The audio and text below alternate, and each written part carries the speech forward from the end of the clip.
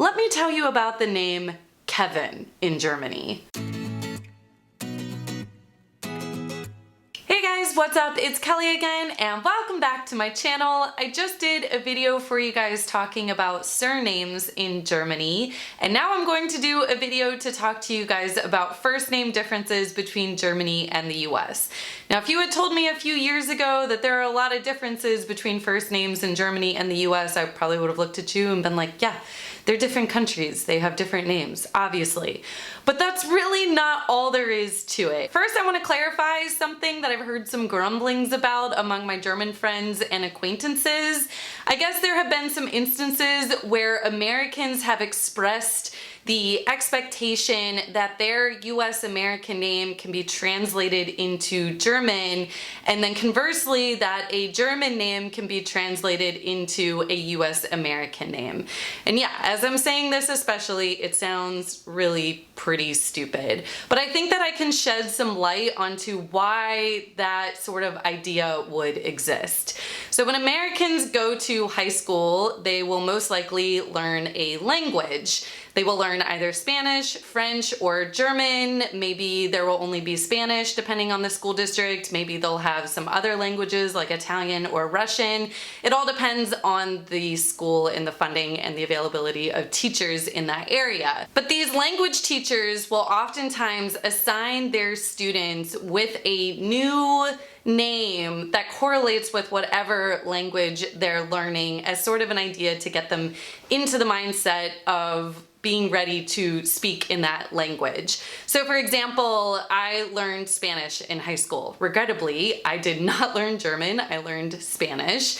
And students in my class with me with names like Mark and Matt and Emily became Mateo and Marco and Emilia. That was their Spanish assigned name. So it sort of seemed like their name was translated into Spanish, where really it was just the Spanish version of their name. Now, of course, names like mine, Kelly, does not have a translation into Spanish. It doesn't have a Spanish version, and similarly it doesn't have a German version. So I kind of always understood that my name didn't translate into another language, but you can see why someone might think that this is the case, that there is a version of their name in every single language. Right, so moving on. In the US, a lot of times longer names will be shortened. So someone named Stephanie might go by Steph. Steven might become Steve. Matthew might become Matt. Benjamin will become Ben. I don't think that this is any different from what you would see in Germany. They shorten names there too as well. But I think what is really surprising for a lot of Germans is to hear that sometimes the shortened version of an original name looks nothing like the original name, and sometimes it actually isn't even any shorter. So let me give you an example. Our 42nd president, Bill Clinton's real name is William, not Bill. He goes by Bill, which is a diminutive form of William. So if you meet an American with the name William, they might go by William, they might go by Will, like Will Ferrell, or they might go by Bill. For example, Bill Gates, his real name is William, but he goes by Bill. So for another example, our vice president for George Bush is Dick Cheney, but his real name isn't Dick. His real name is Richard. Dick is just the diminutive form of Richard. So if you meet an American with the name Richard, they might go by Richard, they might go by Rich, which of course makes sense, just the shortened version. They might go by Rick, which, yeah, you can see that. Or they might go by Dick, which looks really nothing like Richard. Another example, we'll just stick with politics. Senator Chuck Schumer is the minority leader for the Senate in the US, and his real name is Charles. Chuck is the nickname for Charles. And on the Senate majority is Senator Ted Cruz, whose real name is Raphael Edward Cruz, but Ted is the diminutive form of the name Edward. So if you meet someone named Edward, they might go by Edward, or they might go by Ed, they might go by Eddie, or they could go by Ted. Ted is the one that doesn't really fit with Edward. Where does that T come from? Nobody knows where the T comes from. Moving on to some Hollywood examples, Jim Carrey is a famous actor and his real name is James, because Jim is the diminutive form of James. And finally, Jack Nicholson, who is a very famous actor and screenwriter, his real name is actually John. And this is one that I find to be the most confusing of all of the examples that I've already given you, because John is no shorter than Jack. It's already a very, very short one-syllable name, and it looks nothing like Jack, but yet John will become Jack. So it's not actually Jack Nicholson, his name is John Nicholson. I didn't really see this as a thing in Germany. What I did see was shortened versions that I mentioned earlier, things that make sense. They correlate very strongly with each other. So Benjamin would become Benny or Ben, Christoph would become Chris, Michael will become Micha, but these are also used in very casual settings among friends. And my friend Benny would never sign a document as Benny, it would always be Benjamin. But in the US, people like Dick Cheney will sign documents as Dick Cheney, even though his real name is Richard. Another big difference that I noticed between Germany and the US are middle names, in that a lot of Americans will have middle names, and middle names in Germany just aren't common at all. And even stranger perhaps is the fact that a lot of Americans will use their middle name as their first name. So going back to my example of Senator Cruz, you probably heard me and picked up on the fact that I said his full name is Rafael Edward Cruz, but that he goes by Ted Cruz. Ted being the diminutive form of the name Edward, which is his middle name, not even his first name. I know a lot of people in my life that use their middle name as their first name, but of course you don't know those people, so I'll stick with some celebrity examples here.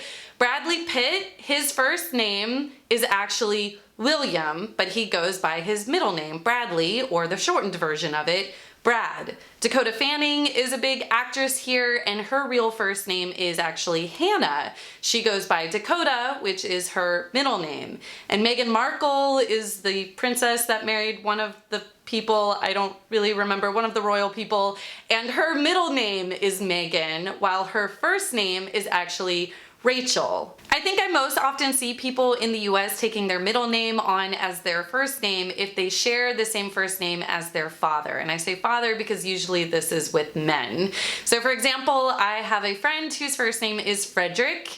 It's the same first name his father has. And so my friend goes by Benjamin, which is his middle name. And so that way, if the family is ever together, it's not confusing if someone just yells Frederick. Both people turn around to look and see which one is needed. They're able to say Frederick or Benjamin. In fact, I see a lot of people in the US using the same name generation after generation, and they start to add suffixes at the end of the name. So for example, junior or the third or the fourth, in order to differentiate between the people and denote some sort of distinction. So Bill Gates, who I mentioned earlier, is named William Henry Gates, which is the same exact name of both his father and his grandfather. And so Bill Gates is actually William Henry Gates III. But I don't think this is happening in Germany. I can't think of a single time I've met like a Martin Hofmann III or anything like this. Another thing I noticed in Germany is that there seem to be really strong associations with certain names. So I'll use my name for example. I can't tell you how many times I've had people tell me when I introduce myself, or even write on my YouTube channel saying, "Oh my gosh, Kelly, just like the character in Married with Children," or just like the character in Beverly Hills 90210. And every time I have to laugh at this because these will oftentimes be people that are the same age as me. And I never saw an episode of Married with Children because it ended in 1997. I was 10 years old at the time. So I actually don't know who this Kelly character is that everybody thinks I'm related to or named after. And I barely remember seeing Beverly Hills 90210 with my older sister. It was one of her favorite TV shows. So it just makes me laugh because I can't even really relate to what they're referencing.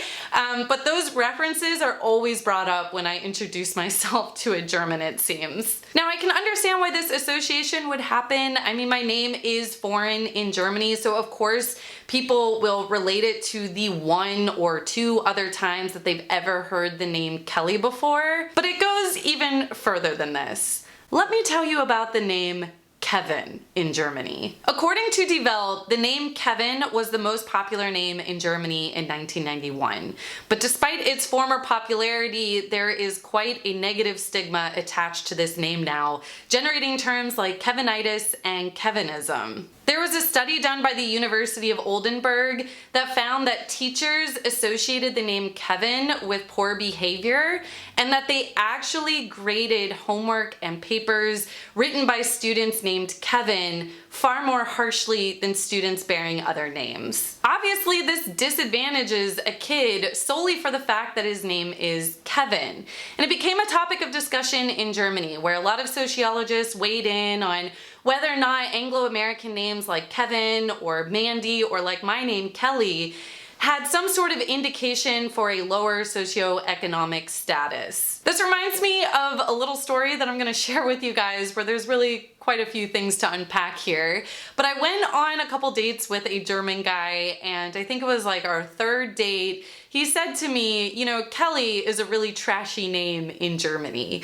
And this stopped me in my tracks actually, because first of all, why would my name be trashy? And two, why would you share this with someone named Kelly? Why would you say, your name is very trashy in the country you're living in?